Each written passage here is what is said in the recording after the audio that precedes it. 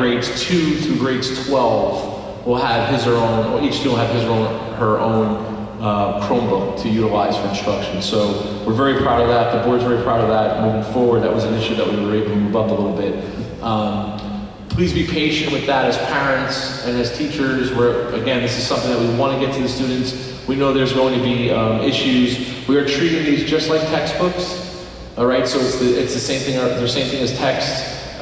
So you'll have more instruction about that coming out. But we're very excited to have those tools to our children in Belleville, so that now we're either on par or even above par with some of the other districts that we know who have Chromebook capabilities. And our final initiative, which is probably the most exciting thing that we've been working on as an administration and the board, is something called the Rise and Shine program. This is something that will be rolling out to the teachers next week. And I think they'll be excited about it too, because I can honestly say that our staff here, our faculty, genuinely cares about each and every student that are in these buildings.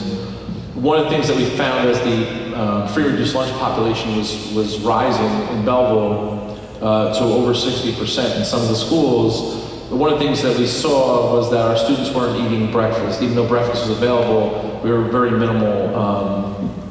minimal breakfast sales.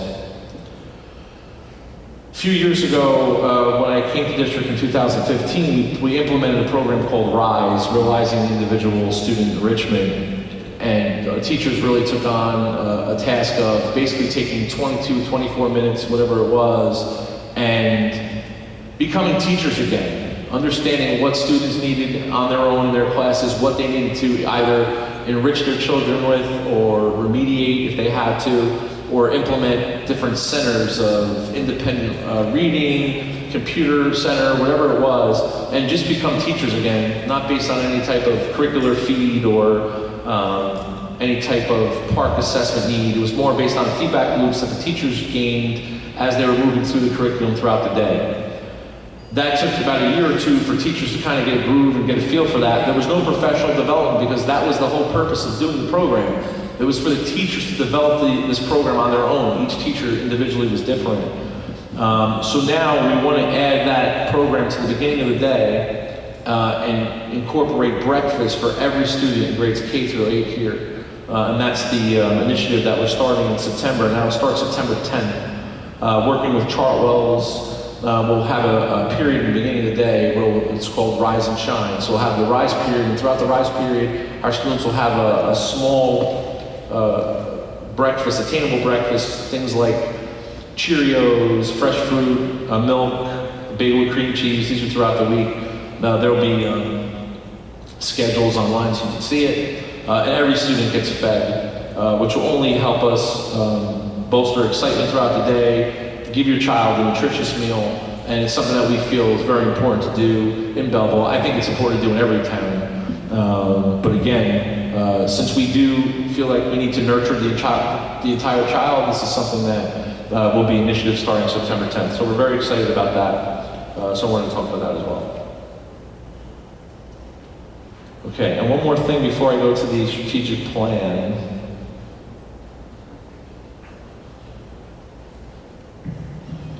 You'll see on here an HIB self-assessment grade. So what happens is our schools go through an assessment where they take all the individual things based on a set rubric criteria from the State Department, and they talk about what's happening in specific schools based on the needs of harassment, intimidation, and bullying. You would think that most districts in a self-assessment just check off boxes and say, yeah, we're 100% compliant. We don't do that here in Belleville. We make sure that everything's done the right way. We did very well again this year on self-assessment, except one building in particular we need some work with, which we're going to discuss with the new building principal there moving forward. However, I'm here to report those scores and hopefully the board will accept those scores this evening. The scores are at 78. It's based on 2 or 3 points per category. 3 points per category or 2 points per category. The high school score was a 76. This is attached to the resolution if you want to view it online. So out of 78, the high school score was 76. The middle school score was a 78. School 3 was a 74. School 4 was a 78. School 5 was a 62, School 7 was a 75, School 8 was a 75, School 9 was a 77, and School 10 was a 77. So one of the areas that we are looking to increase some of those scores is to provide more programs, because as we are providing programs, there are more programs that are necessary. As we see all of these individual consulting companies and presenters, there's different forms of harassment, intimidation, and bullying, especially now as the law is changing again. We're going to be looking at that, okay? So this is a self-assessment tonight, and it's for us to basically understand where we are in each of those buildings. I'd also like to just say congratulations and welcome Ms. Shore, who's up here on the dais. Once again, she's back for another time. I look forward to working with her, and I look forward to her input. So if we can maybe dismiss the dais. If the board members can maybe have a seat while I just take a few minutes for the strategic plan up here.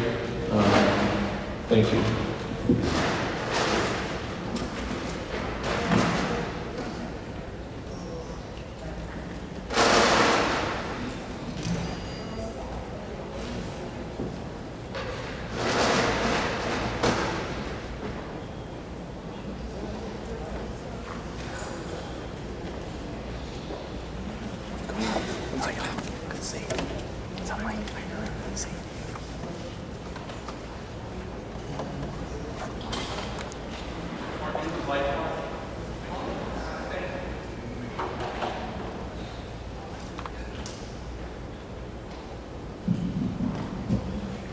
Hello?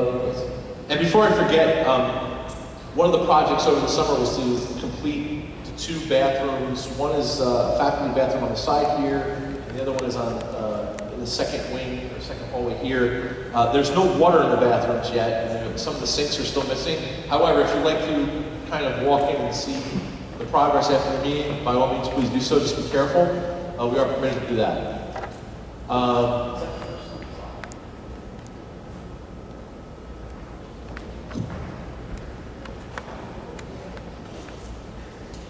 Okay, so this evening we're going over the strategic plan for the board for approval tonight, and a lot of things go into the strategic plan. And you'll see here over the past few years, some of the strategic plan has been repetitive. So you'll see some of the goals here are the 5 goals. Some of them are year 2 or year 3.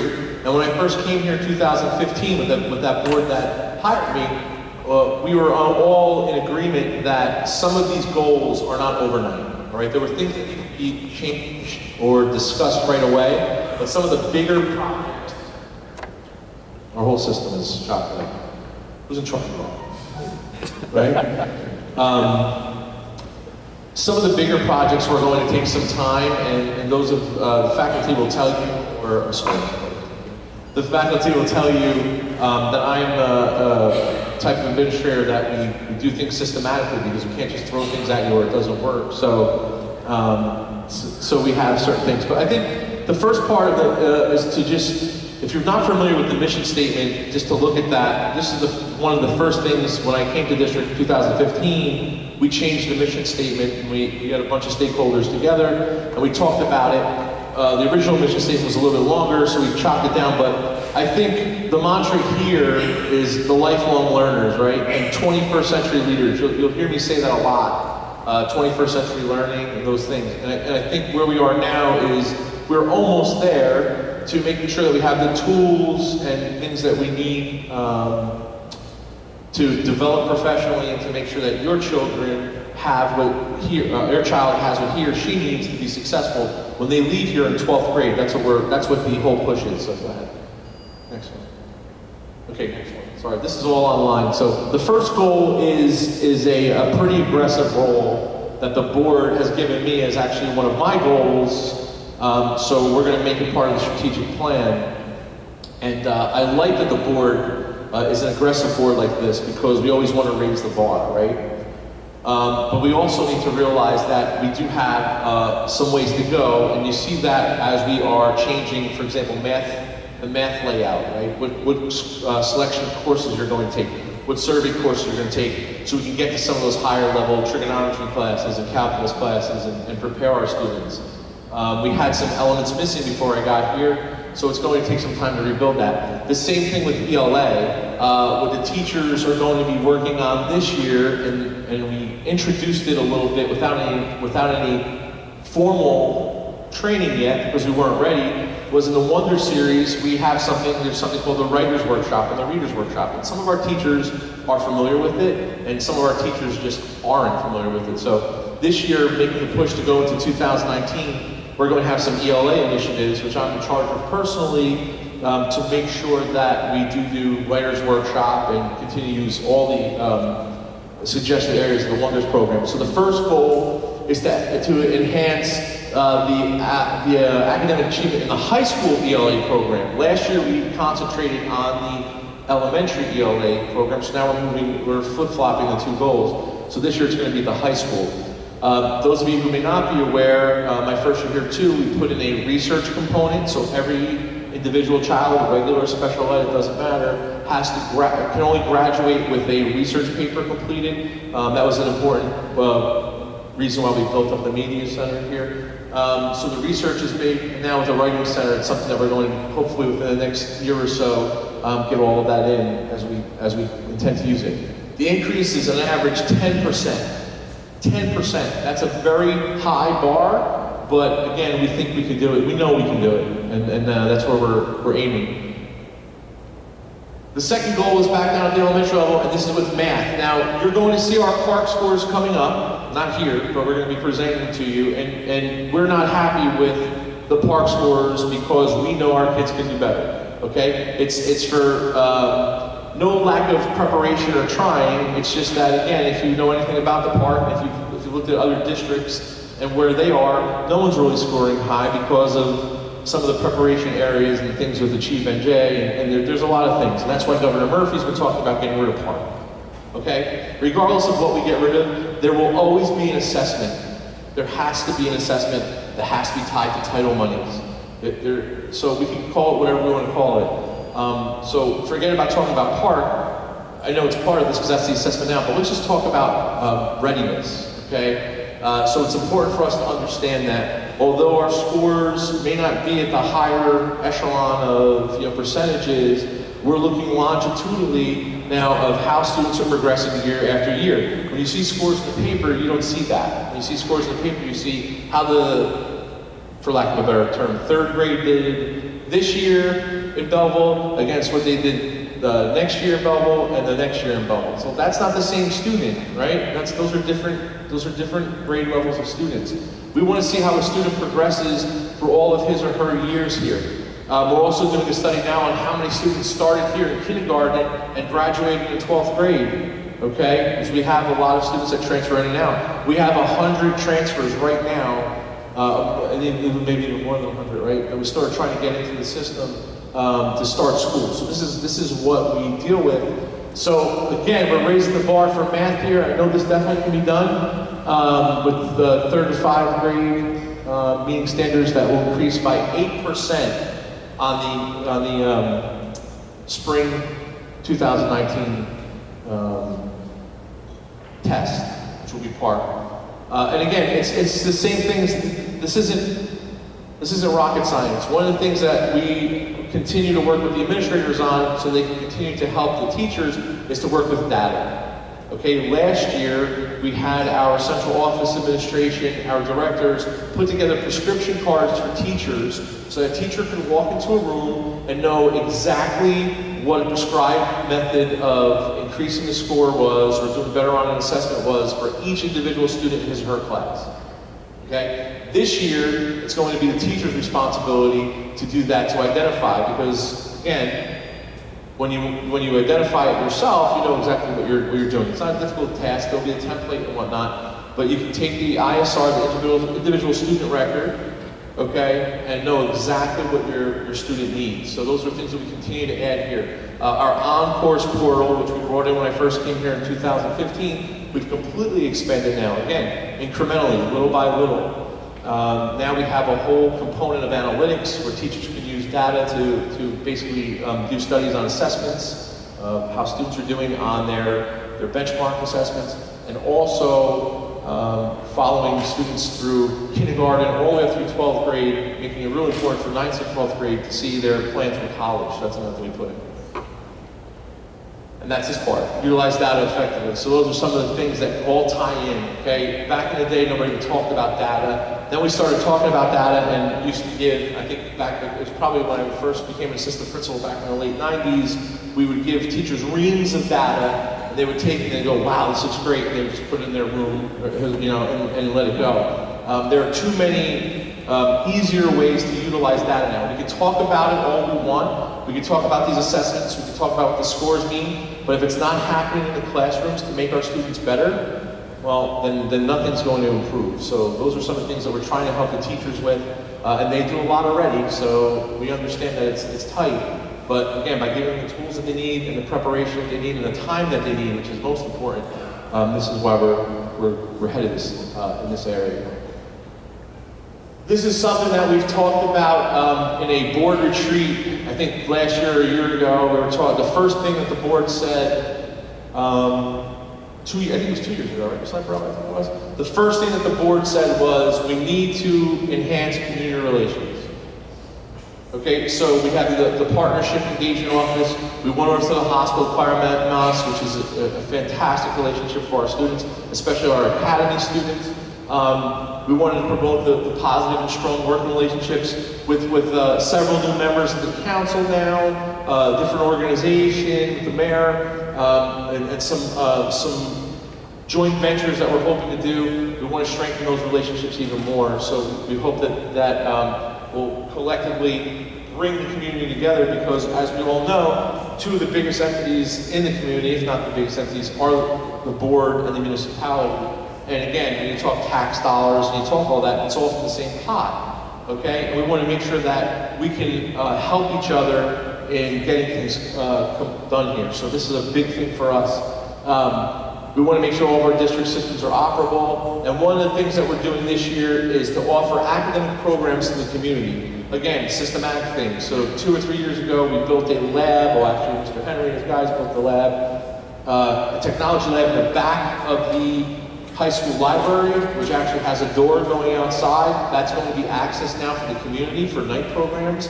If we have individuals that need to learn computer programs or whatnot, I know some of that's maybe a little outdated, but the whole idea is to bring programs in. So we have actually on the agenda tonight, we have things for our teachers. We have a master's cohort hopefully being established here. We have a doctoral cohort being established here. We're going to have other programs, possibly real estate licensing, ESL classes. These are things that we're going to be doing to have our community come back in here. Some of the expertise that our teachers have, they'll be teaching some of these classes, and they don't all have to lead to certifications. They could be elective type classes, just to basically, make you feel more successful in your life skills.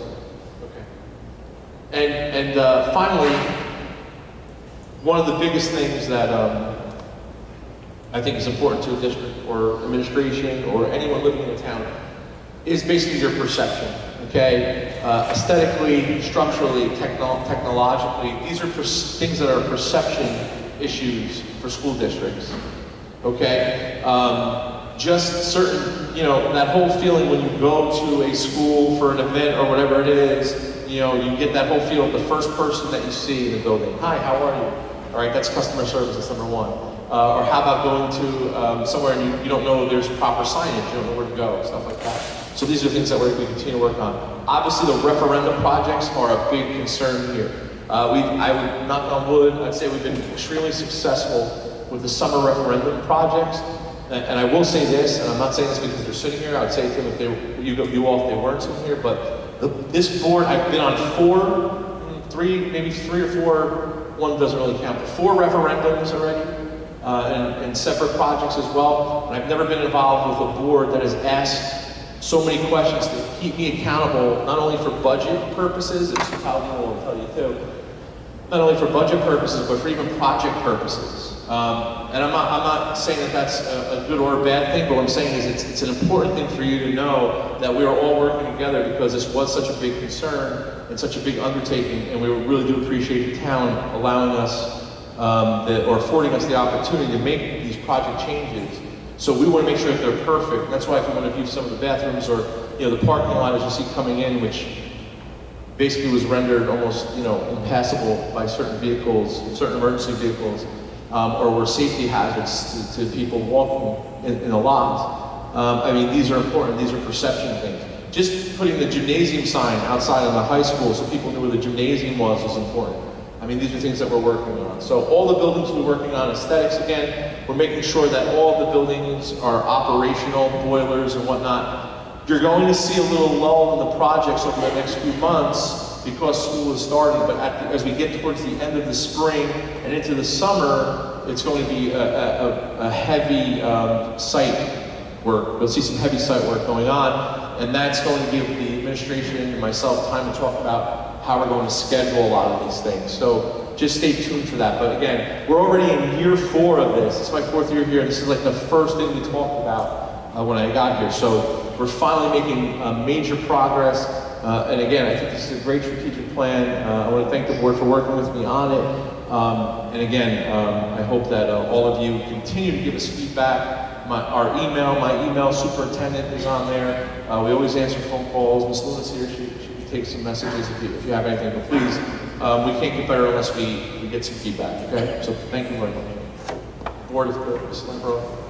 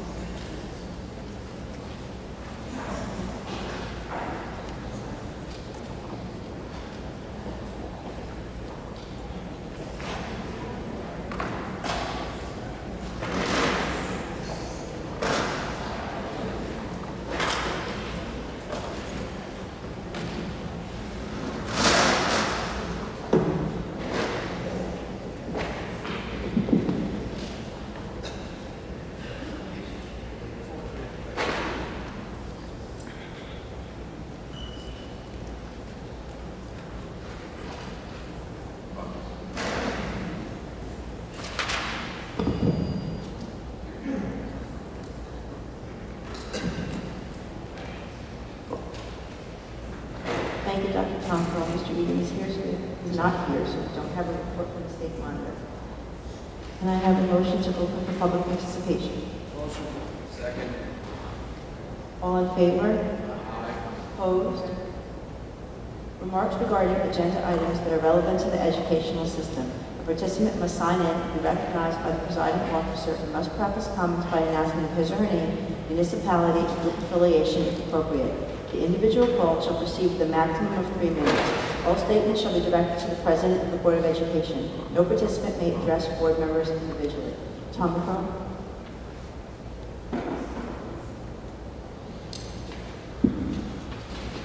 Tom McCrum, Belleville.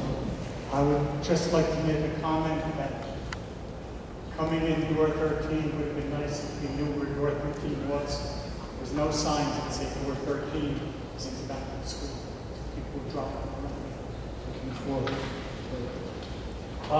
Item 9.25 talks about the bathrooms for the kindergartens. It's 3 different schools. I assume that's because the bathroom is not located in the actual classroom. Is this a new situation, or has this happened before? We've had the waivers before. Like, for those same 2 buildings? Yeah. Every unit has to be approved. Right. So, my question, if a kindergarten needs to use a bathroom, is he or she escorted out of the room by a paraprofessional? You know?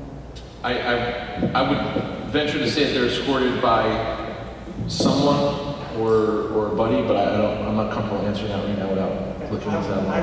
I don't know, but I would think that if it was an aid, that aid is probably not covered if something were to happen.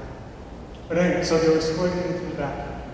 The bathroom they're using is a bathroom that's used by other people in the school. Correct. If the person being escorted in is being escorted in by a paraprofessional, will the paraprofessional, more than likely I would think the paraprofessional and the student may not be the same sex, because I think there are more female paraprofessionals than males. if that student is going into a bathroom, are they going in by themselves or with whoever's with them? And if they're going into a bathroom where there are other students, could there possibly be a problem if the paraprofessional is female and this is a boy's bathroom? Just a question that I hope Yep. somebody has thought of. Items number 7.5 and 7.24 talk about dean of students. Are those two dean of students new positions? There were positions last year. One was at the middle school, one was at the high school. They're now both be at the high school. But is that the same position? If one is moving from middle school to high school, then it's I'm going to say a different position because they're in a different building. Yes. Okay. So in a sense, we've created a new position at the high school for this team of students. Or, yeah, that's one way. I guess you could also say we transferred one or two. I know that dean of students is not a recognized term by the state. That's correct. They get permission to do it. I think for most people, dean of students and vice principal, even though they say different, technically mean the same thing. Dean of students is doing most of the work that vice principal would do. But what I read not in this, but on the long version, at least one of the people is doing it for the same salary as when she was a teacher. So are we saying then that they're appointing dean of students rather than vice principals to save money? No, I think there's a few reasons. One, the main reason why we were looking for some, I guess I loosely say the term administrative support, was to help some teachers who may have wanted some type of advanced responsibilities, or to do that without the actual administrative title. I mean, I think dean is very common in many larger districts. I don't know. The building's pretty large. I mean, it's been successful here, so I don't really know. If we classify dean of students technically as a vice principal, how many vice principals does a high school now have? If you classify it as a vice principal, Assuming they do some of the vice principals. you'd have 5 then. Do you know whether or not that's an average number for a school this size, or is That's an above average number. The thing that bothers me, I realize everybody's being asked to do more work, and if the vice principal is being overwhelmed by all that he or she is being asked to do, it's nice to have a dean student to help. On the flip side of the coin, based on some of the things that you read tonight, and just some of the things that we know are happening, teachers are being asked to do more and more. You made a comment about you're finally going to be able to begin teaching again, assuming that you didn't mean they weren't teaching before, but they were so burdened with other work that they couldn't devote themselves to teaching, or at least that's the way I'm willing to. Yeah, no, that's not what I meant. Oh, No, we were talking about the rise period, which meant that back in the day when I started teaching, there were less restrictions on what you were teaching for you. You were an expert in your area and you taught what the curriculum was. Now there's so many stringent restrictions that you have to teach specific things during benchmarks and whatnot. So what I'm saying is now you have a 25, 26 period a minute where you can period a day where you can say, you know what, yesterday I had a problem with decimals. I can do that again without worrying about it. That's what I meant. but I think maybe we were discussing the same thing from different points. Teachers are being asked to do more and more. That doesn't really mean getting in front of the classroom and teaching. Correct. Burden, paperwork, yada, yada, yada. That's correct. If we're concerned about our vice principals being burdened and looking for ways to decrease their burden, I would hope that we would try to do the same thing with teachers. Because too many teachers are getting burned out because they're doing so many things other than just teach.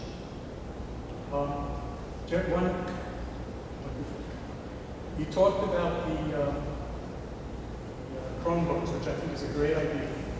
How many Chromebooks do you think you're talking about? Roughly. 2,200. 2,200. Okay. Where does that money come from? It comes all from federal funds, all Title I. Yes. Again, I'm sure that this has all been hashed or thought about. What happens if one gets lost? Correct. Somebody's missing Well, one. yeah, Students well, that have to pay for it. Well, no. We're treating it like a textbook. So if you lost a textbook, you receive a fine and you have to replace the textbook. So it's the same thing. Will there be extra Chromebooks in the school so that if I lose mine, I don't have to Yes. wait 5 days to get another? Yes, we thought of that, yes. And we also have Chromebooks are laptops that we're recycling that we purchased years ago that will also be available as a loaner if something breaks. Mine. It's a type I of am code. very ancient, very fast, so I apologize. Okay, you can have it. Thank you. Pro Tem Flight?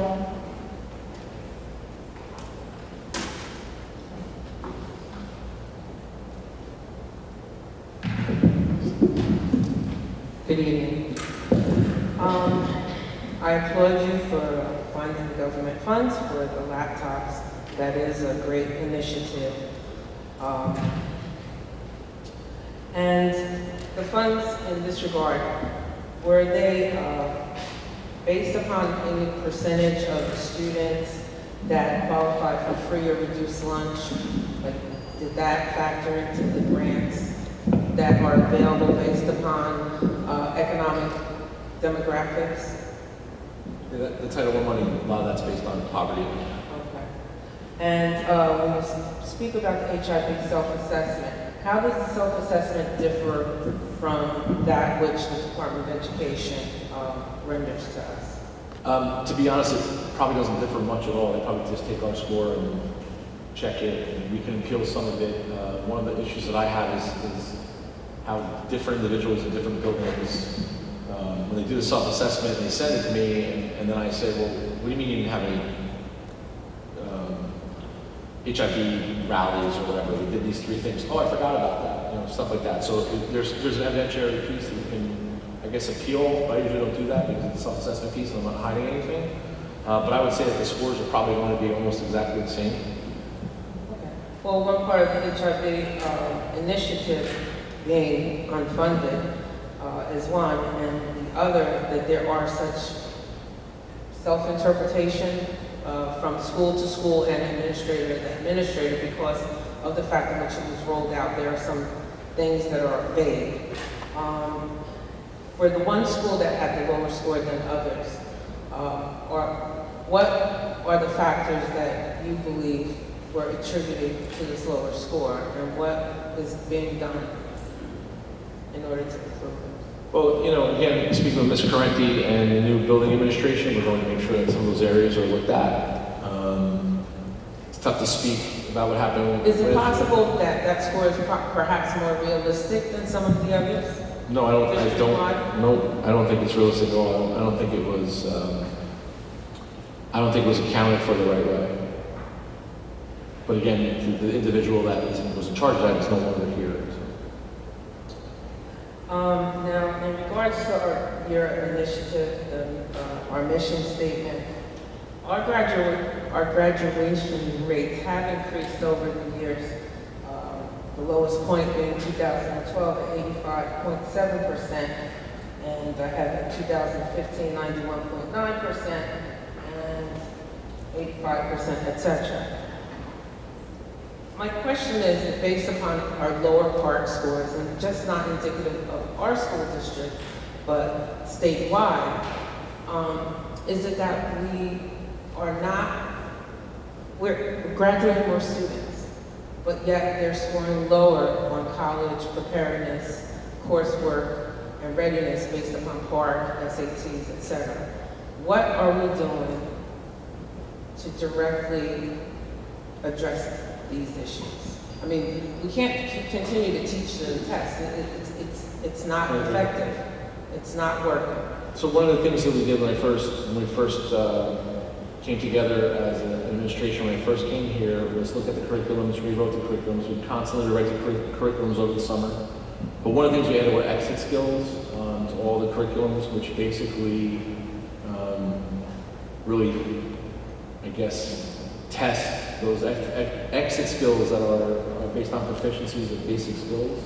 So there is, in the nation as a whole, there's a big disparity or expectations gap between 12th grade and 13th grade, for lack of a better term. And I think that's going to happen because there's no two schools, there's no two higher ed institutions that are going to agree on what readiness is. And all the states don't agree on what readiness is, obviously, as we have different tests. So it's going to be very difficult to do that, but I think if we can prepare our students with some of the basic core, needs that we see in our assessments, and we also add the Acuplacer here, the ASVAB, some of the things that can help them to get to those readiness things, so we can get some data. I think that we're doing a lot more than other schools are doing. And the prescription cards at the younger levels are important, and I know we're trying to add some more electives, and again, the change of the mathematics scope and sequence of the high school is a big change. Where do you see that in conjunction to the new marking system or the variances of the new marking system? How does that play into? I'm sorry, what do you mean new marking system? Well, part of one of the agenda items. Oh, the grading system, yeah. Okay, so that grading system was approved a few years ago. It's where we raised the bar to 70. What you see on the agenda tonight, the biggest change on the agenda is what we call 55 safety net. So the board is considering tonight to add a safety net, we call it, for those individual students who may have a very rough first or second semester, which will keep them above the 55 mark with obviously some remedial measures, unless it is due to chronic absenteeism or some of those other means that they can prevent. But we want to make sure, because as you know, if you have a student who doesn't perform well on a test, or any test the first marking period, and receives a 30 or a 40, it's almost impossible to, bring that score up. So that's something that we're doing just to, it's not to try to promote any type of safety net there, but it's to say to our faculty, Alternatives. basically, say to our faculty, it's okay if this happens. We could give everybody a second chance, right? I mean, but again, there are some students that may need a different type of push. They don't come to school or they don't do homework or whatever. That's not what we're talking about. We're talking about basically on assessment. Thank you. Thank you. Can I have a motion to close public participation? Motion. All in favor? Opposed? Moving on to resolutions. Can I have a motion on personnel, number 1 through 49? Second. Any discussion? Hearing none, Mr. Palladino? Trustee Groman. Yes. Trustee Jacko. Yes. Trustee Lopez. Yes. Trustee Shore. Yes. Trustee Sheldon. Yes. Vice President Guerrero. Yes. Madam President. Yes.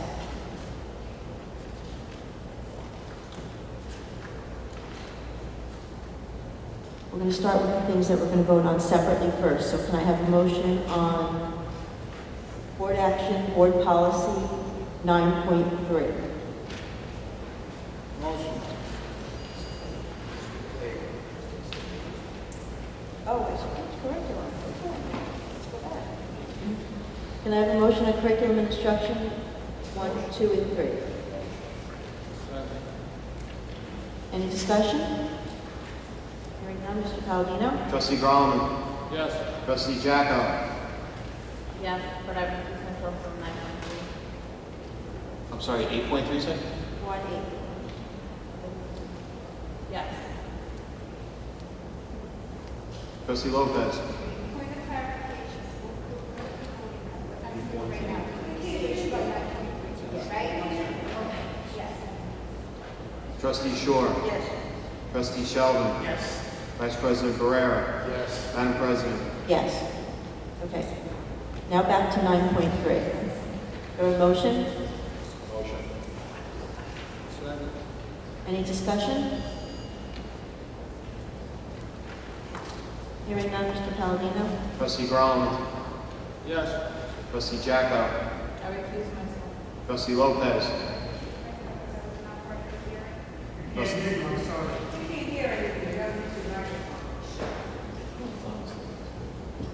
I want to excuse myself because I was not part of the microphone. Oh, that's.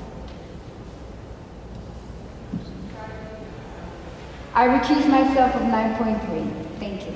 Trustee Shore. I recuse myself from 9.3. Trustee Sheldon. Yes. Vice President Guerrero. Yes. Madam President. Yes. Can I have a motion on 9.28? Motion. Any discussion?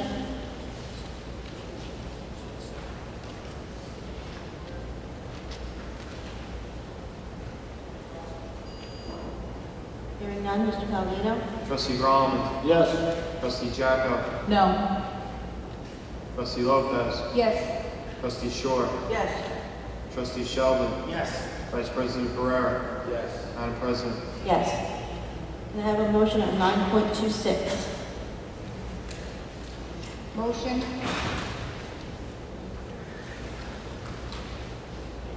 Second. Second. Any discussion? Hearing none, Mr. Palladino? Trustee Groman.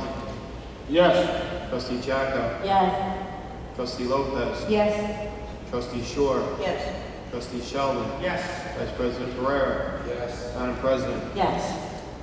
Can I have a motion on everything else left in 9? Motion. Second. Any discussion?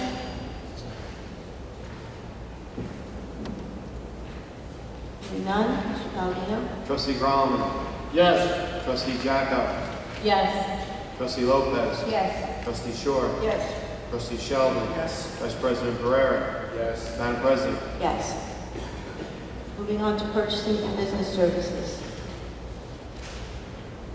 Can I have a motion on 10.1? Motion. Second.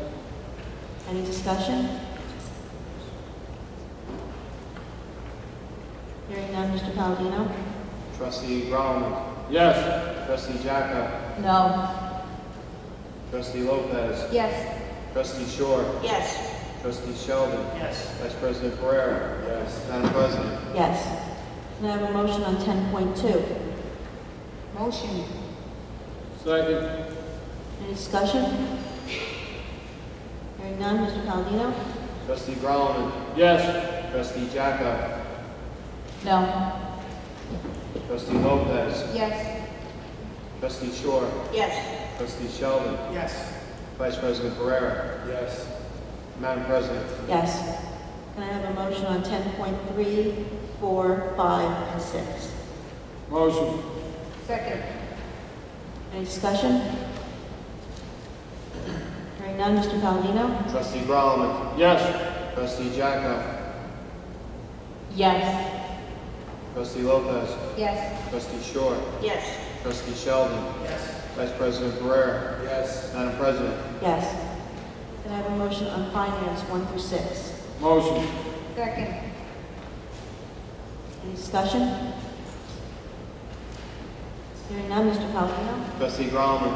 Yes. Trustee Jacko. Yes. Trustee Lopez. Yes. Trustee Shore. Yes. Trustee Sheldon. Yes. Vice President Guerrero. Yes. Madam President. Yes. Can I have a motion to open for public participation? Motion. Second. All in favor? Aye. Opposed? Remarks regarding any items and issues that are relevant to the educational system.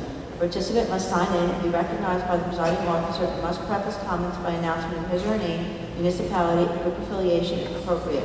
The individual called shall proceed with a maximum of 5 minutes. All statements shall be directed to the President of the Board of Education. No participant may address board members individually. Mr. McComb? Tom McCrone, Belleville. Just a clarification, 10.3, the before and after school. So we have, none of our teachers are involved in taking care of the students before the school day or after school day. This program. It's done through this program. Do we have anything to say about supervision of who gets hired or what? Can I basically, technically, are they supposed to help the students with their work or they just being I believe that's part of their program is after school tutoring or whatnot. But we have nothing to say about how good or how bad. No, it's a separate entity. Until the contract. Sorry. On grading, I understand the 55. And it makes sense. I just want to throw one thing at you that you may or may not have thought of, because I've lived through it. I would have a student who would score 90 on the first 3 marking periods. In the 4th marking period would say, I don't have to do anything, because if you average in the 55, I still pass. I don't care what I get as long as I pass. So it's something that you may see happen. Also, if when you look at the grade, I can't see it on here, it's there somewhere. When it talks about, for example, in 92, it says there are these other things that should be considered, like class participation, completion of homework, behavior in class, attendance. My question is, the student has a 91. How much of those other things can be considered to make that 91 and 92? To me, it becomes a very iffy situation, and teachers being individuals, people approach things differently. I know teachers that would not budge for half a point. I know people who would be passionate or sympathetic and say, yes, because you've done all your homework, because your attendance is good, I give you the 1 point. But it becomes a case-by-case basis. And I just wonder if we're opening ourselves up to something by recommending, I guess, that kind of allowance. I was never told as a teacher that when that my students' average came out to a 90, that I could look at their attendance, their homework, or whatever, and decide on my own whether I wanted to change that or not. It was a decision that I personally could make. There was nothing in writing. This to me almost looks like something that parents would be able to use against teachers who will come in and say, my son or daughter have a 91 average, but they've completed all the homework, they've been there every day, they participate in class. The teacher should be giving them that 1 point. I know that it's still up to the teacher to decide, but it just seems like there can be a lot of pressure put on that teacher, especially by the parents that are concerned about the A students. These C students, unless they're failing, these C students don't seem to be that concerned. They just happen to have to read whether they're C.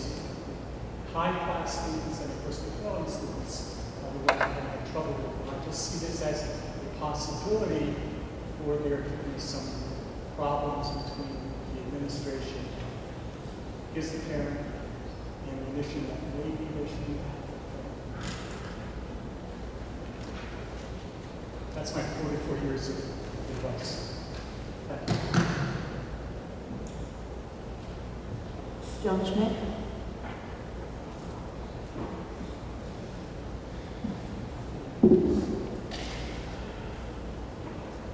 Young Schmidt, Belleville. I just want to comment on the middle school. I went past it today. It looks great where they cleaned it. Been wanting that for years. You can finally see the color of the brick and all that dirt coming off of it. Whatever it costs, it was worth it.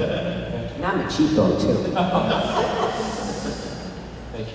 But now, what about Mr. Egan that we read in the Observer? Is he gone? Is he here part-time? We haven't heard anything about it except what the newspaper said. What's the story?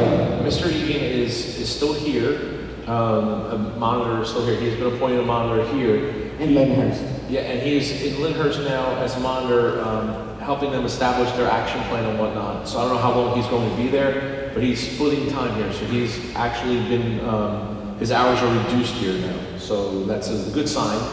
Well, yeah, that's what we like to hear. Right. That's why we should say it out loud and tell us these things. I didn't want to Maybe say- we're finally going to get rid of them or part-time anyway. That's up to the commissioner.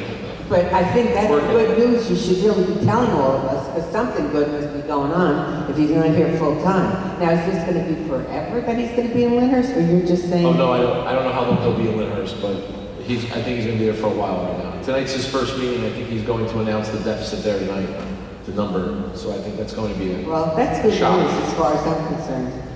Thank you. Thank you. Carrie Gordon?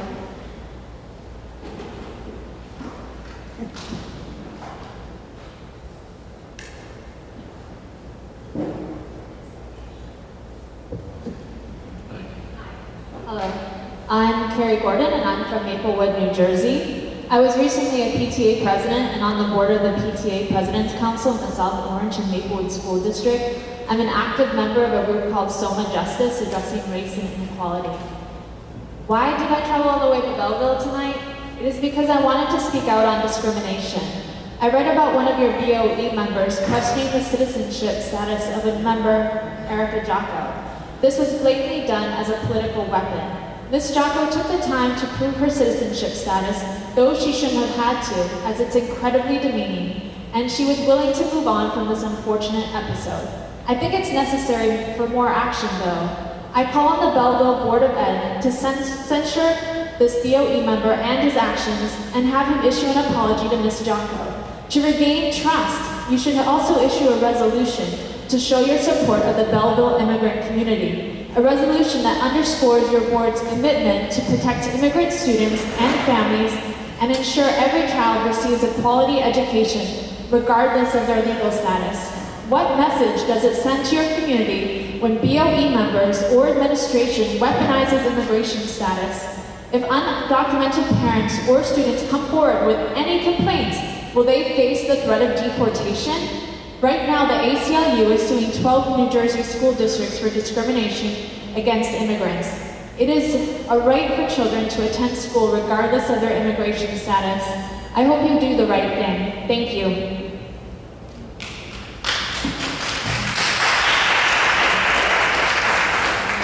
Jane Cowell.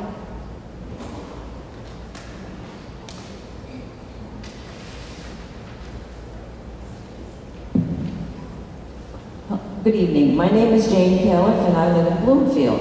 And the reason I'm here tonight is, first of all, I'd like to second everything that the previous speaker said.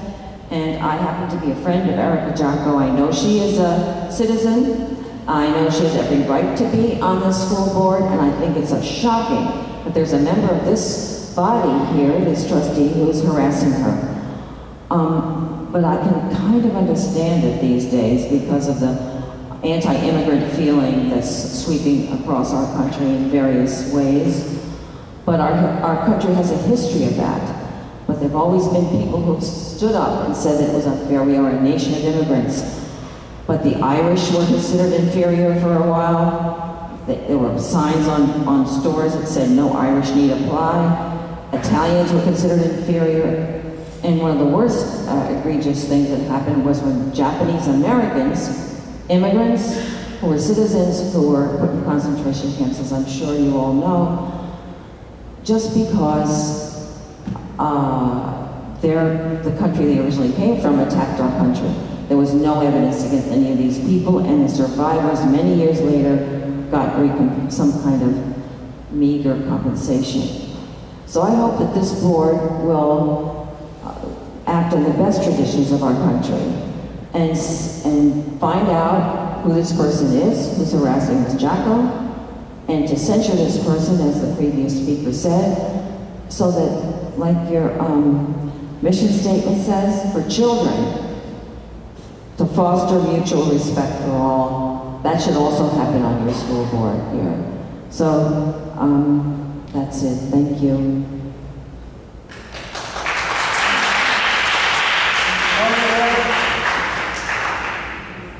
Madam President, what you read, didn't it say that it had to do with board policy or board whatever? These complaints may be justified, but I don't think this is the place for it.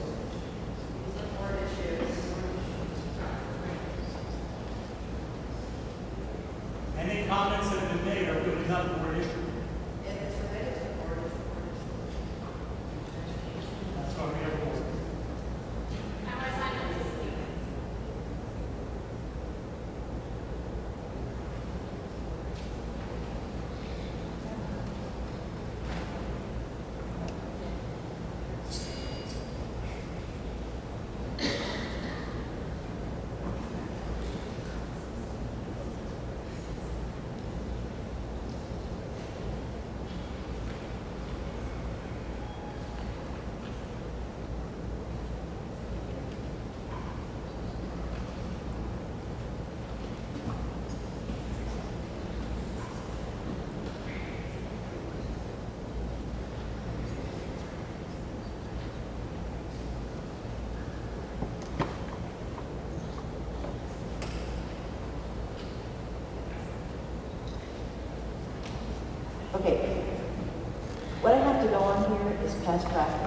And even though you may feel it's not relevant or whatever at this point, we always let everybody speak about whatever they want at this point in time in the meeting. And for me to stop people because we don't particularly like what they're saying doesn't mean that I can't. I have to let everybody speak. I have to let everybody who signed up speak. If you are not signed in, I cannot let you sign in It's now. not what was said, it's what you read before you allow people to get up. And if it's not going to be related to, then you should make that statement before you let people speak. The statement should be, anybody who wants to voice any concerns about Belleville, they can get up and speak. Madam President, I'm Erica Joffrey. I'm not part of the board, or am I part of the board? So anything pertaining to me, isn't it not a board issue? Correct. Thank you. That's what Mr. Schneider is saying. But that's an individual attack, it's not an attack on the board. Okay. Okay, like I said, I'm going to continue who is on the list. If you are not signed up on the list, at this point, I cannot let you sign in because we left the list out 10 minutes past the time that it was supposed to be signed up. Okay, Ted Blake.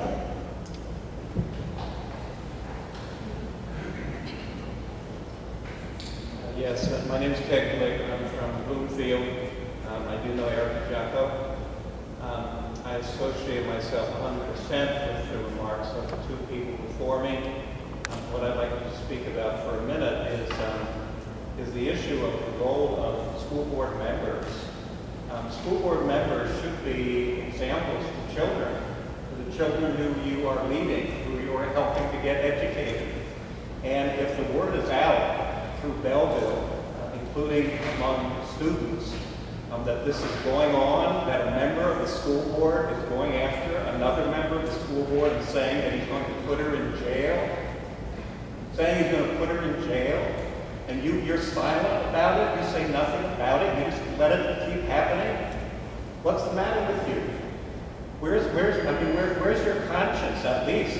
Where's your heart? I mean, this is something that should not be happening, and you should take a stand on it.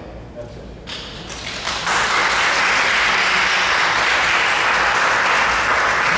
Joel McKenna?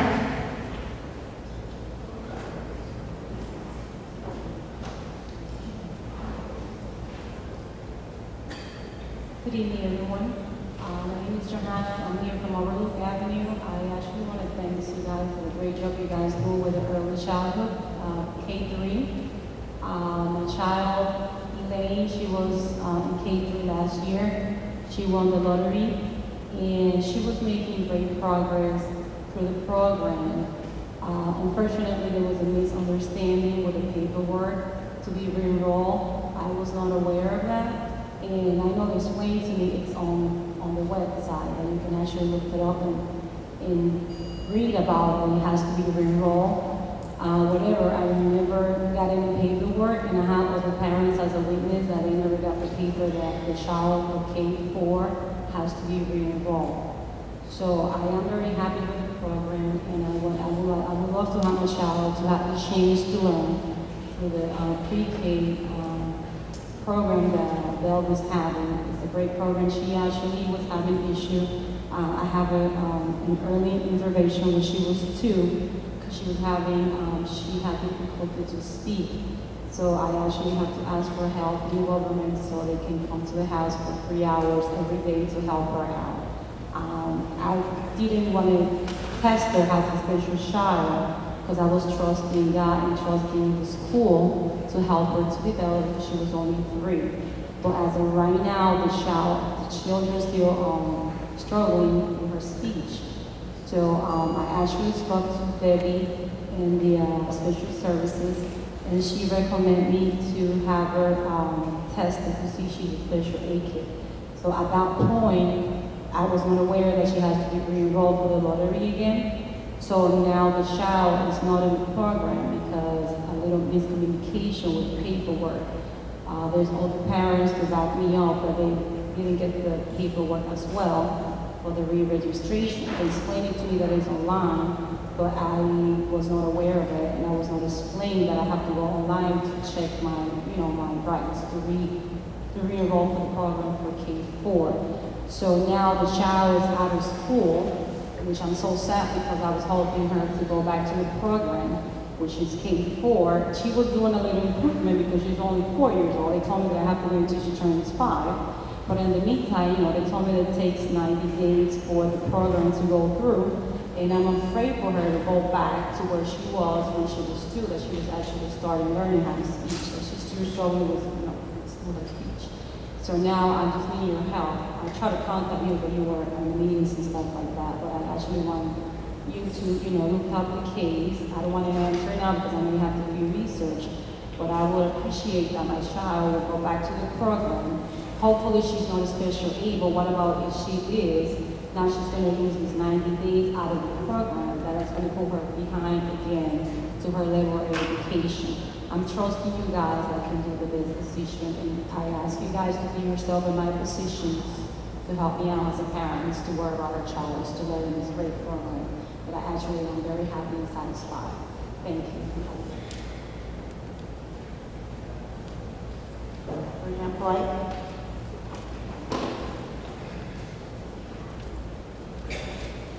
Good evening, everyone. Some of the things I was going to say have already been echoed by Mr. Egan. So I'm going to go down memory lane to 1978. I was a student here at Belleville High School, and I had the pleasure of having as my science partner, Mr. Michael Sheldon.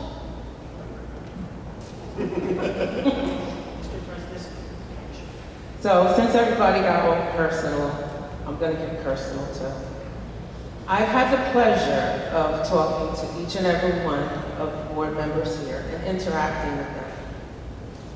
I can tell you that I personally can attest to and avow that Mr. Sheldon is not racist.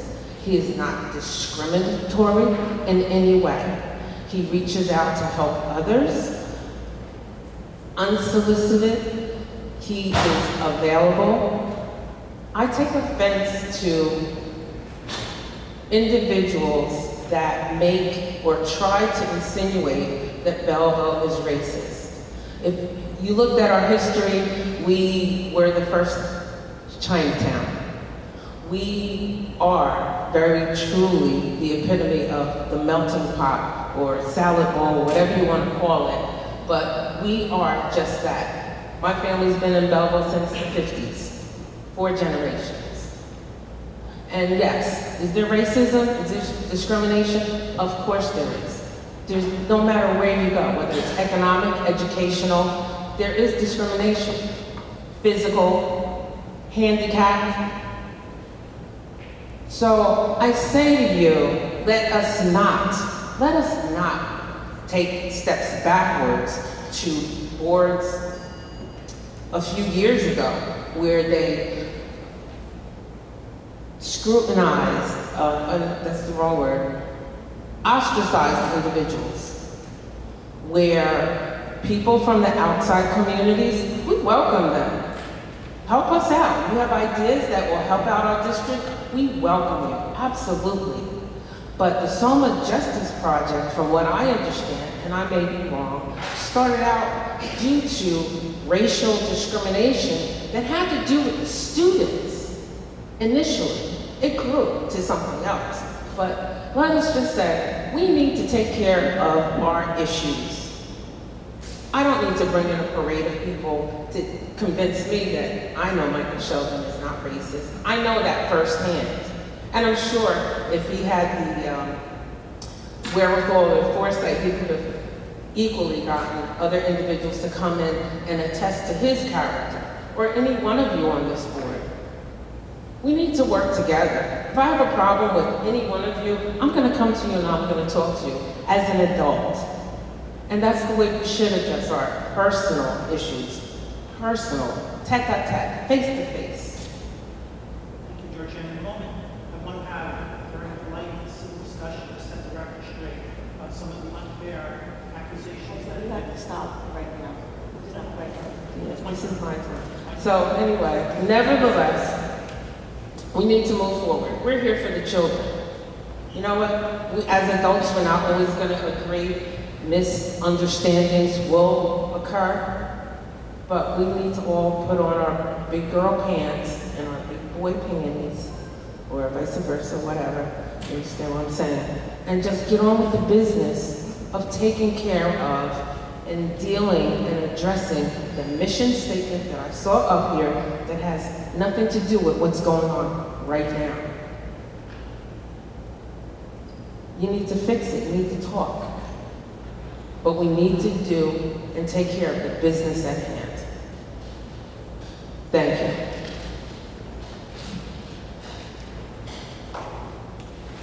Madeline Hoffman.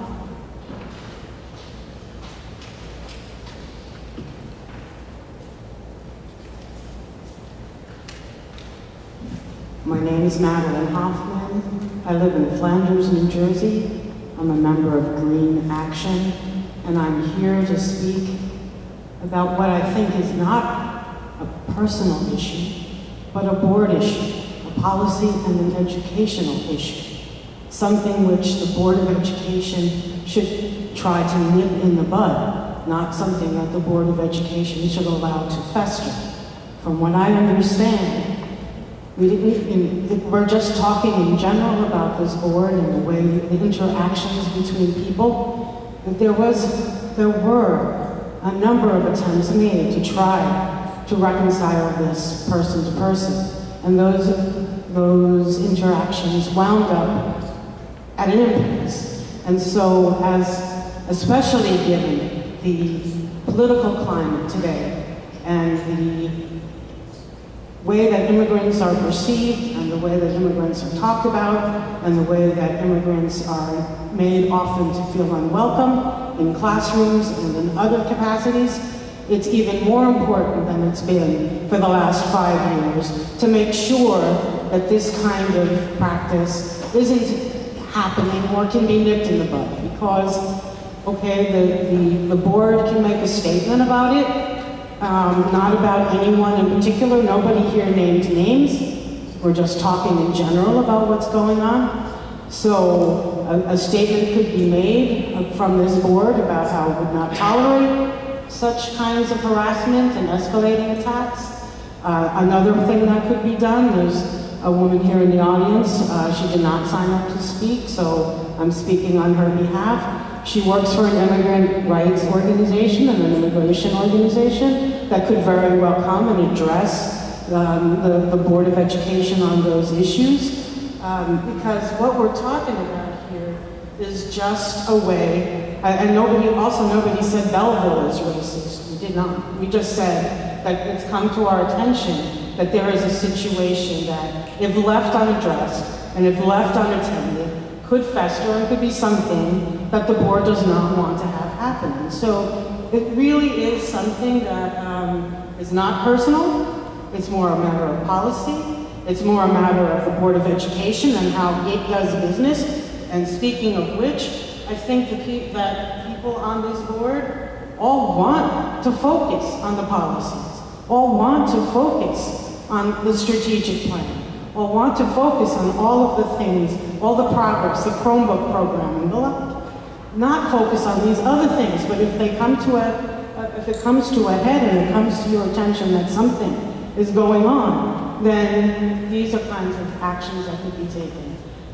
Sitting down with people, issuing a statement of support, issuing a statement just in general, how this kind of anti-immigrant rhetoric will not be tolerated. Not this kind because you're not naming anybody, but in general, no anti-immigrant rhetoric will be named. And I think it would be good both for the community to know that the Board of Ed doesn't stand for that, and for the students to know that the Board of Ed doesn't stand for that, and would create a safer environment, a safe, politically safe, I don't mean safety in other ways, a politically safe environment for everyone. And that's what we need to do in this country today.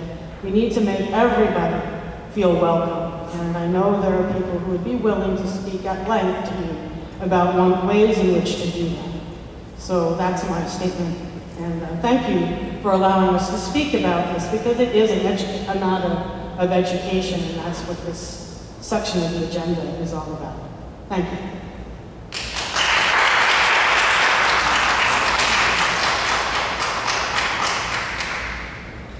motion to close public participation? Second. All in favor? Opposed? Moving on to items, remarks, and committee reports to be presented by board members. Ms. Jocko?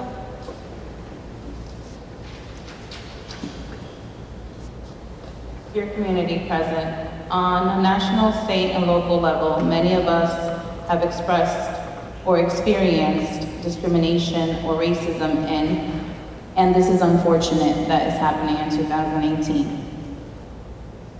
My concern arises from the fact that privately on July 16, 2018, one of our board trustees singled me out by requesting proof of my citizenship. I tried to diffuse the situation by stating that I had my U.S. passport. I was immediately told it is not a valid immigration document, and then he further stated that my U.S. passport is fake because I could have easily falsified it. That was stated to me. Then I was told that he will not rest until I'm in jail for not being a U.S. citizen and having been here on the board elected. Please note, no other trustee is being required to present citizenship proof.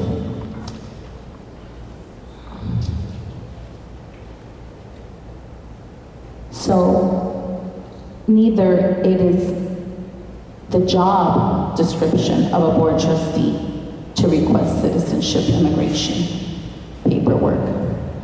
When I decided to run as a candidate for the Board of Education, my purpose was to be part of a team that focuses on the prosperity, education, and to offer our children the best opportunities possible. But I did not sign up to be discriminated.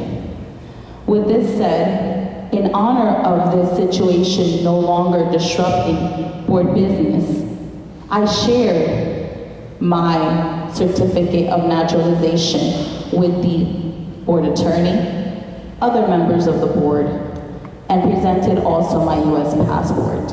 I hope that I no longer hear this nonsense coming from another trustee towards me, because it is important that we continue to do our job, because we were entrusted by the town and elected by the town to take care of our school district and our children. And this is not in our job description. So, thank you.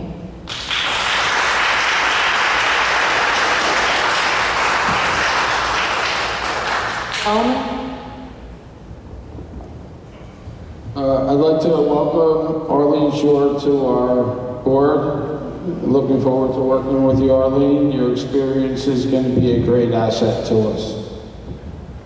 I'd also like to thank the administration and maintenance for all the work they've done over the summer, keeping our sixth graders in the grammar schools. And as a team, this whole board has made great strides with this referendum work, these parking lots being paved, the junior high being pressure washed, all the roofs being done. It's just amazing things are being accomplished. And as far as the conversations that have gone on here tonight, I just want to address things. There's only one race in our school district, and that's the human race. Thank you.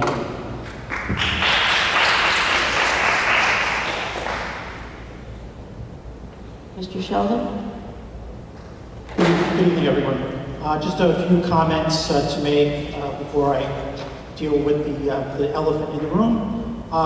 Firstly, it wasn't any mentioned earlier tonight that this Wednesday, August 29th, from 6 to 7 p.m., we're having Meet the New Principals at school number 5, Ms. Gilligan, and at number 7, Mr. Belton. So if there are any parents here tonight who have children at schools 5 and 7, this is your opportunity to meet and have any questions answered by those 2 new principals.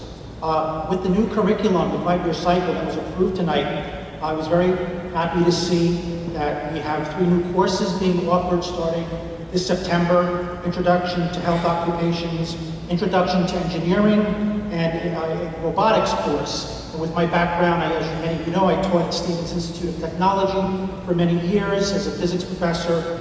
This was one of my pet projects, to have a robotics program in place this September, and I thank Dr. Tomko and the other board administrators for bringing about this program. Earlier this evening, Georgianne Polite brought up what we're doing at this moment to improve academics in our district. Again, as a big credit to Dr. Tomko, during the course of the last several months, he has made an extra determined effort to bring in some really top-notch math and science teaching talent. We have a whole new slate of new math and science teachers ready to go starting next week.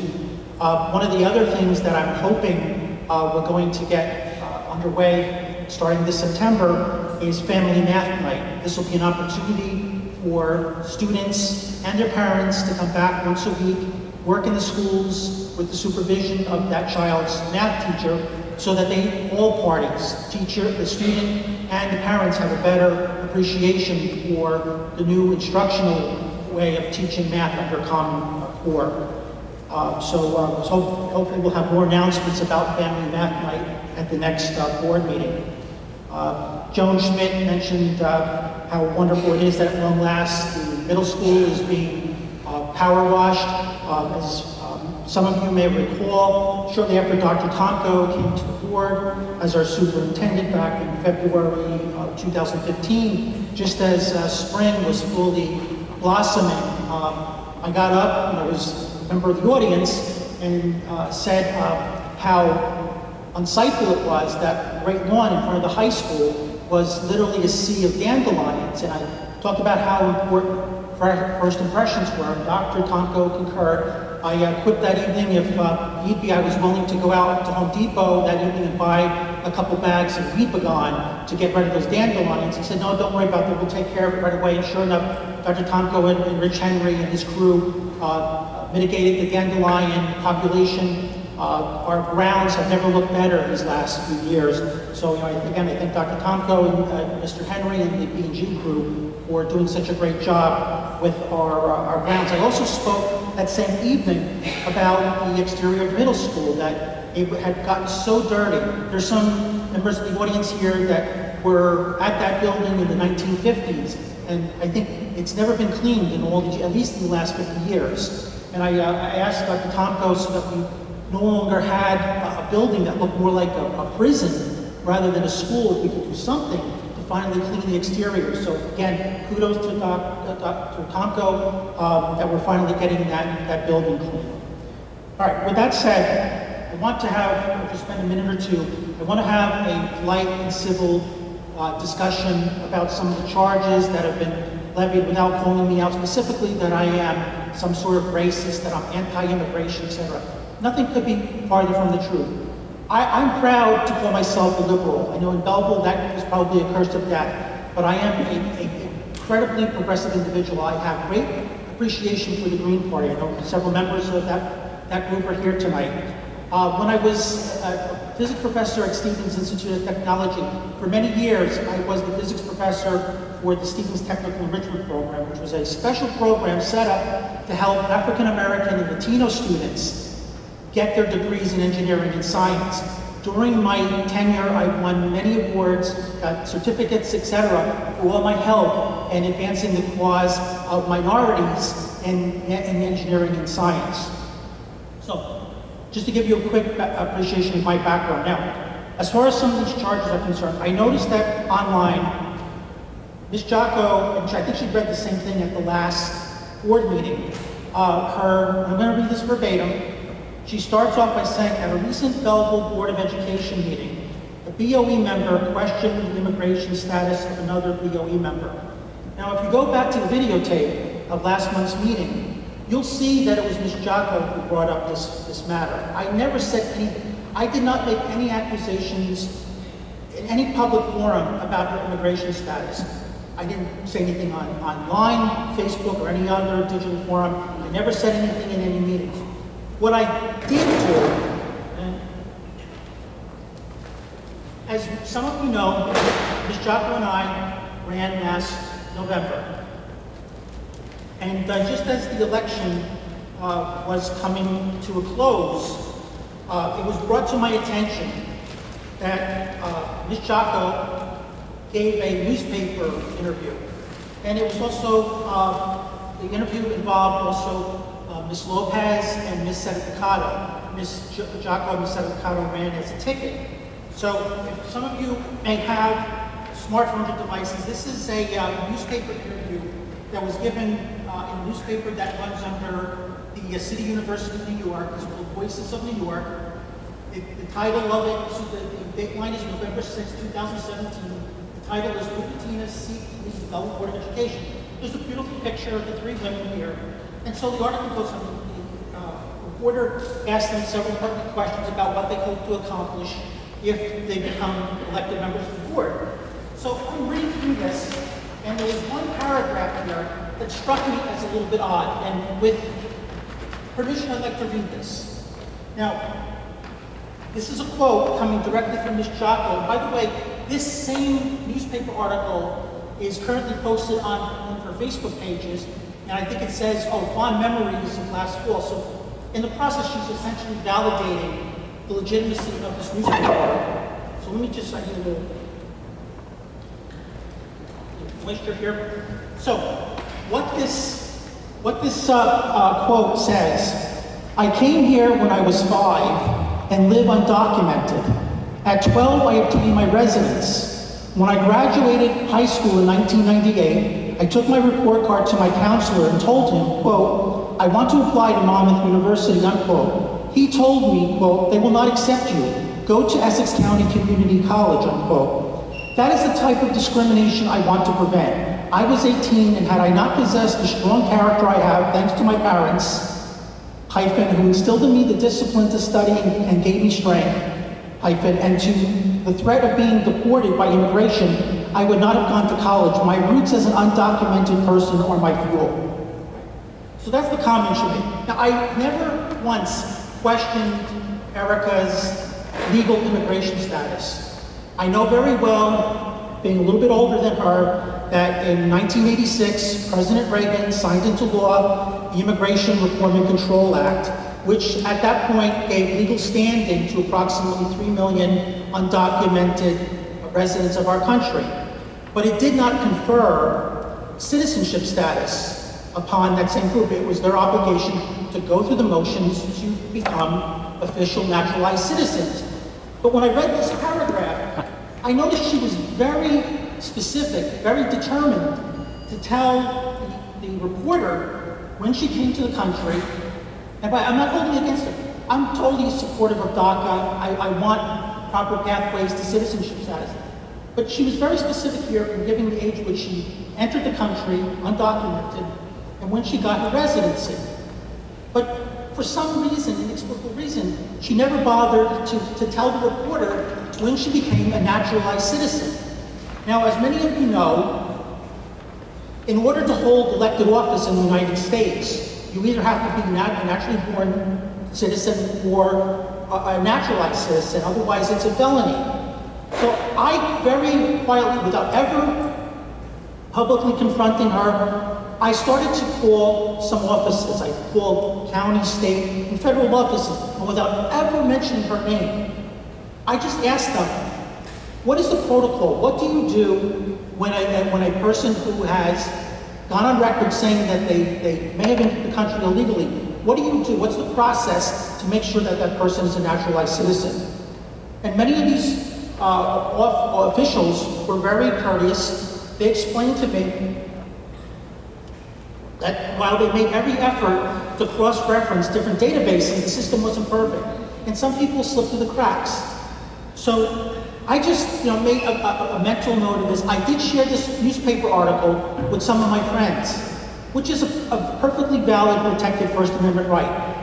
I don't see how distributing a newspaper article is any way discrimination.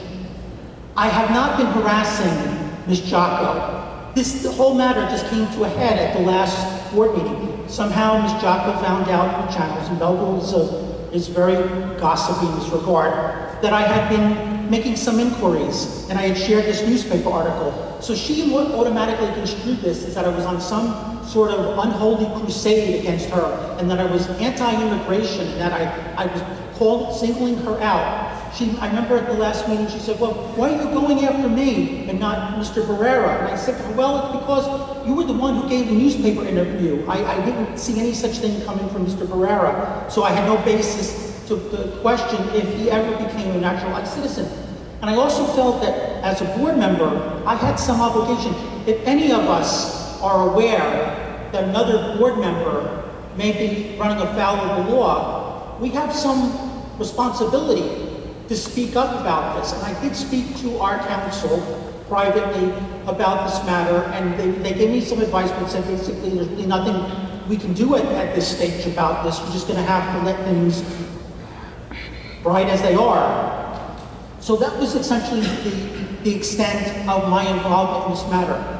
Again, for her to say that I am discriminating against her is ridiculous. I have made no such efforts against. All I asked was when we had the little brouhaha after the last meeting, she was saying, I have a passport, that proves I'm a citizen. And I said, no, it doesn't necessarily. I can give you plenty of online articles which explain how you can go about getting a passport without being a naturalized citizen. So I asked her, show me your naturalization certificate, and I will profusely apologize for ever questioning your citizenship. And at that point, she said, you will never see my naturalization certificate. Now, a few moments ago, she said she did show other members of the board her naturalization certificate. She didn't show me it. All I ask is, Erica, if I can just see from a distance your naturalization certificate, and I will get down on my knees and apologize and beg for your forgiveness for causing you any angst. But again, I ask, will you please show me your naturalization certificate so this whole unfortunate matter can be put to rest for perpetuity. So I've said what I had to say about this matter. I hope some of the friends and associates of Ms. Jocko have a better appreciation for what actually transpired here. Erica, if you would be so kind as to show me your naturalization certificate, I will apologize before the community for causing you any grief. Thank you. I spoke to the NJSBA on this matter with Charlene, and it's unfortunate that this did in fact happen. Mr. Sheldon, you construed a couple of comments and overlapped some statements with some extra information because, you know, I stated my statement of what transpired, and I had a witness to that. But besides the point, when I spoke to the NJSBA, I was directly informed that if any board trustee takes upon themselves independent action that compromises the board, that is grounds for an ethics charge. And at this point, you acting as an immigration officer requesting my citizenship puts you in that predicament. I think that it is very unfair to our community that just because you have great work ethics and just because you did your job that you were paid for at Stevens and extra community service, that does not mean that your character is not discriminating me. When I stated to you, listen, I want to diffuse the situation, I have my US passport with me today, you immediately stated that is not a valid immigration document. You didn't say the sentence you stated right now. You said, no, that's not a valid immigration document, and it's fake. No, I did not say that. I said it's not definitive proof. Point of order. Are we going to let a back and forth go between two board members up here? She's made accusations. Everyone says their piece. Everyone makes their closing statement, and then we close the meeting. Mr. Groneman, yes, I want to finish. I presented my U.S. passport and my certificate of naturalization to our board attorney. He's here present, and I think that's sufficient because I don't need to present it to anybody else. Because You spoke, then Mike spoke, then the rest of the board members speak. That's correct. That's why I said that's the last thing I'm going to state because I did present my documents. Thank you. If Erica had an opportunity for rebuttal, then I deserve it as well. What I said to you, Erica, at the last meeting when Mr. Schneider was standing in front of us, you said, I have a passport that proves I'm a citizen. And I said, that is not the definitive proof of U.S. citizenship status. What is the end-all and be-all for proof is a naturalization certificate. And I asked if I could see it. You said, no, you'll never see my naturalization certificate. That's exactly what transpired. And if the witness for this, well, I don't want to probably compromise Mr. Schneider's situation. Okay, let's have the next question. Let's understand that this is a Board of Ed meeting and not a vending session for the indiscretions that went on between the both of you. Okay. I think we're done. We're done. We're done. Ms. Shore? Good evening, and thank you for letting me serve you as a community for the months through to the end of December. And I want to, but I wanted to thank the person who nominated me, who and other board members supported. And this person has no direct connection to me. There was nothing political. But I would like to recognize the fact that someone did take the chance, and that was Ms. Lopez, in nominating me and the board supporting me to fill the interim seat. I want you to know that I will do my best. I'm proud to say I'm a teacher. Ms. Lopez, you're an attorney and a teacher. We're proud to be teachers. We're educators. It's about children, and we need to focus on the children. And every single one of us here, and that's a good thing, not a bad thing, we're unique. We're different. Whether it's our gender, whether it's our determination of who we love or don't love, whether it's our ethnicity, whether it's the color of our skin, or the original language that I spoke, and the original language which was other than the language that I spoke, my other colleagues. The great thing about this town is the fact that we're not necessarily the green grass sophistication of suburbia. We are proud members of Belleville. We are proud members of the fact that we do come from those who work, that many of us experienced this first generation. And as a community of workers, we will stand together. Because no matter how we got here, whether we were forced and our ancestors were forced to come here, whether we fled, just like my family fled, because they were killed in camps, or they were outright murdered. My father and my mom's family came here to look for something better. And it's not the differences that should pull us apart. We are an immigrant town. For our visitors here, we're primarily an immigrant town. We've been that way for years. I'm one part half generation, first generation American. Immigration is nothing new to us. Immigration is where those who are from other socioeconomic classes feel that it's uncomfortable because these different people are here. Not to us. Because we came up and we still struggle up. And I'm here for the children. I want to work with my teammates. It's not about color. And it's easy for me to say that, but I think I know a lot of people in this town, and we've known each other for years, and that's not what separates us. We're here for the children.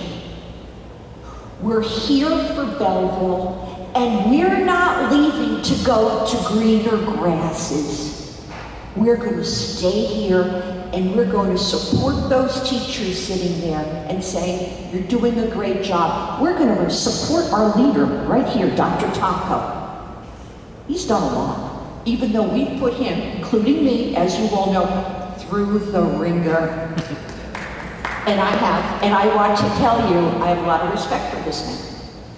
And we have a fine president of this Board of Ed. So all I can say to you is, thank you. Thank you for giving me the chance. And I'll meet you back here in January, and I'll be sitting in the seats, and I'll be coming to the podium. Thank you so much. Ms. Lopez?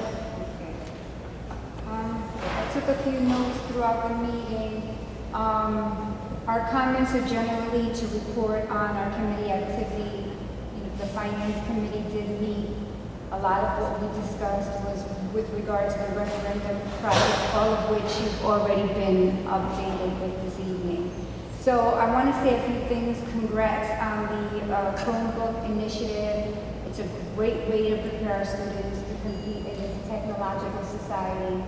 So I would like to congratulate the administration in moving that piece forward.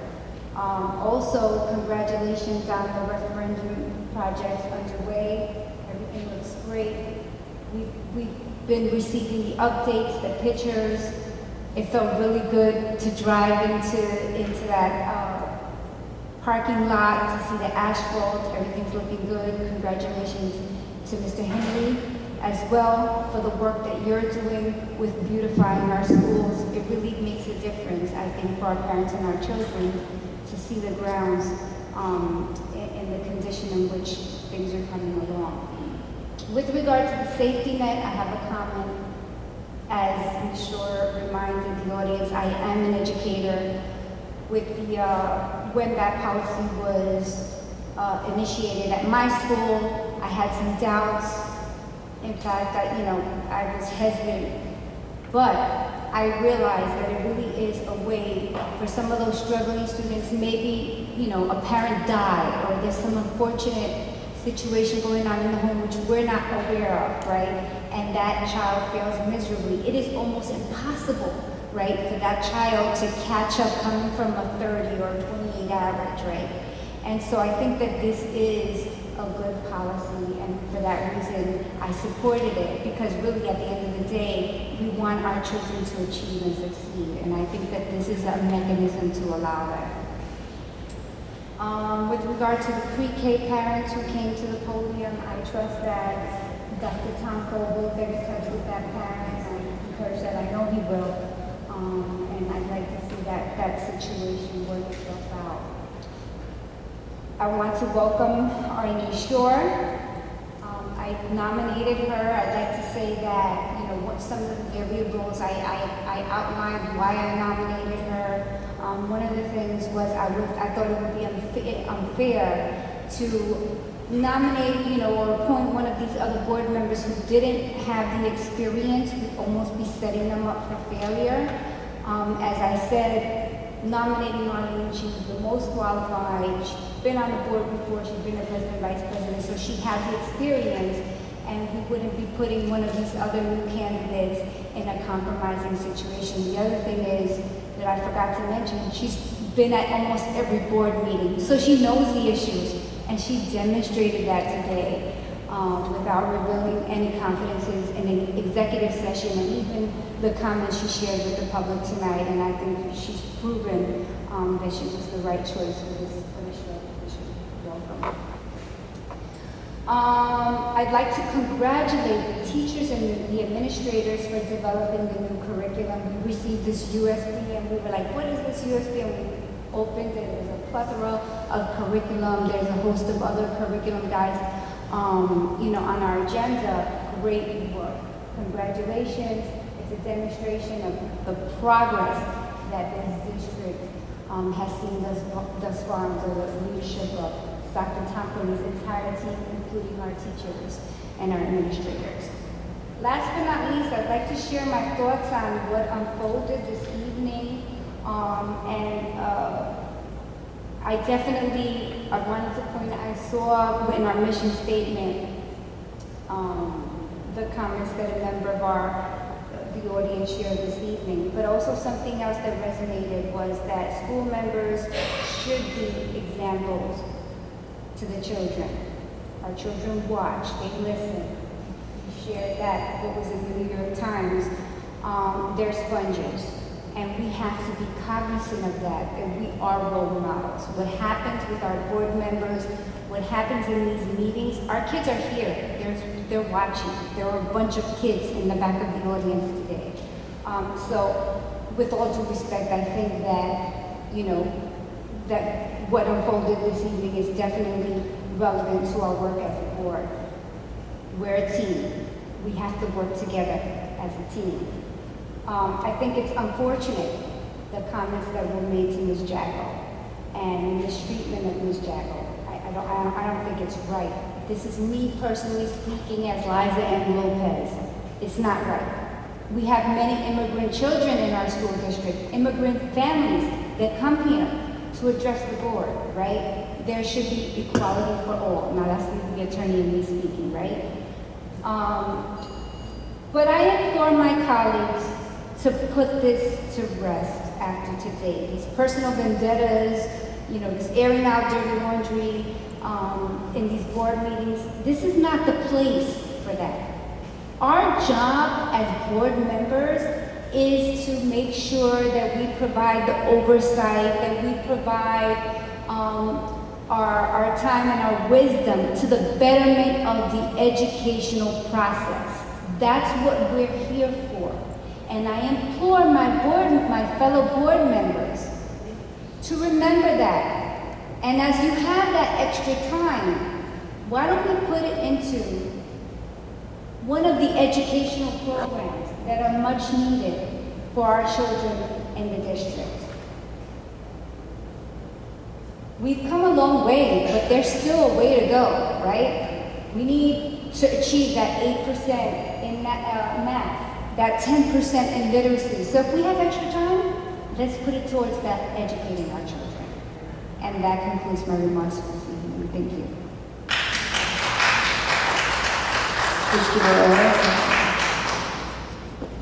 Good evening, everyone. Not much to be said. I have to say that I echo the praises from my fellow board members with regards to the different achievements that we have been able to make thus far. I also appreciate the positive feedback from many of the people from the audience. I also have a very high trust that both my colleagues are professionals and ethical individuals that will find their way through this, and this unfortunate incident that took place tonight will be soon put behind us. They will see the differences and they will discuss it and work it out as two adults that they are and professionals that they are. We are here for unity in the community, to bring the best to the district, to keep things growing, not just for the school district, but for Belleville. As Belleville residents that we are, not as Cuban that I am, or Ecuadorian that Ms. Jacko is, or whatever other nationality is here. We are residents of Belleville, working for a better Belleville, for a better school district, and that's the focus here. And I am sure they will find their way, and next meeting, this will be put behind us. Thank you. and I look forward to seeing everyone at the next meeting. Thank you, Mr. Barrera. All right, I'm going to make it quick because it's been a really long night. There's a lot been said here, and I think that once we walk out of here as board members, we're going to work out our differences so that we can come back here and we can continue the progress that we've been making as a group and work together so that we can continue to make sure that the children around here have everything that they need. I don't even think I could possibly echo Mr. Barrera's sentiment better, so I'm going to leave it at that. And I'm going to dial us back to some of the good things that happened tonight so we can be reminded of what they are. Look around you. I mean, go in the bathrooms on the way out. I've never been so happy to see tile in my life. I used to like pocketbooks, now I like construction machines and pavement because it's just a beautiful thing to see all the money that we're putting into making sure that this is a healthy and safe environment for the kids. I can't thank the maintenance workers enough for everything that they did here. Mr. Barrera and I were here the other night for a finance meeting, and if you saw what this looked like, you would not even believe it because it looks a lot better than it does now. You couldn't even... Yes, I mean, we looked around and Nelson said, are we even going to be able to have a meeting in here? And here we are sitting in the stage having a meeting. It's like night and day. They've worked their butts off, and I'd like to say that, when the summer's over, they can take a break, but they can't. So, thank you again. Thank you for the support for the referendum. Go online, look at the pictures, look at the updates from our construction managers so that you can see everything that's going on. I want to give a nice shout out to the teachers. They had a nice rest, and now it's time for them to come back and, pick it up with the new Chromebooks. And I, for one, we kind of talked about it, but the whole breakfast thing to me is like a win-win, because I think that as a parent, that couple minutes in the morning where I wouldn't have to worry about whether there was going to be breakfast is the difference between getting out on time and still being in my house when the school starts. So that's just me. I mean, not everybody's like my son and can't get his butt moving, but, I think that down the line it's going to be a very positive thing for all the students. With that being said, we look forward to seeing you at the next meeting, and I have a motion to adjourn. Second.